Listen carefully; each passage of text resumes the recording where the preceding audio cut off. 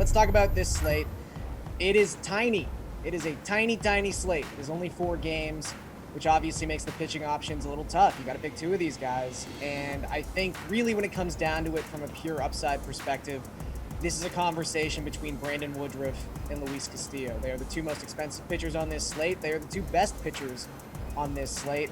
I lean towards Castillo because of his matchup. I think the Marlins are just one of those teams right now where you have to try to exploit them as often as possible in DFS. So far in August, they have a 27% strikeout rate as a team. That is the 3rd highest mark in all of baseball.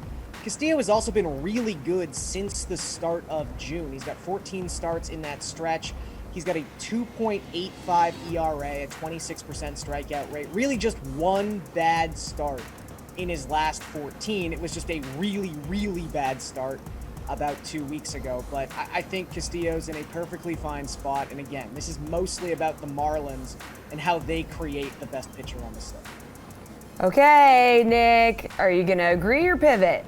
Yeah, I might be a little rusty at this, and that's probably why I'm agreeing with Garion so early on. But in reality, it's because of the slate, like he's talking about. It's either him to the Castillo or it's Woodruff, and I'm not going with Woodruff tonight. Castillo has too good of a matchup, and as Gary mentioned, he only had that one hiccup start against Cleveland over his last 6. He's had 7+ Ks in 5 of his last 6 starts, and that one outing too against Cleveland, it was in the rain too. So factor that in as well. He had everything going against him. The Marlins are 10th in K rate against right-handed pitching this season, and over the last 2 weeks, they've been striking out even more against right-handed pitching. So this kind of is a no-brainer too, especially when you consider that Woodruff, there is that potential for him being piggybacked with the Brewers relievers just because, they are kind of coasting to the postseason right now. So I just don't feel comfortable backing him. But Castillo is going to be pretty chalky tonight, and you got to figure out where you want to go with your number 2 pitcher. So, I mean, look, I'm not big on Taijuan Walker tonight. I'm not very big on Zach Thompson tonight either. So a guy you may want to consider, I never thought I'd say this, to back somebody,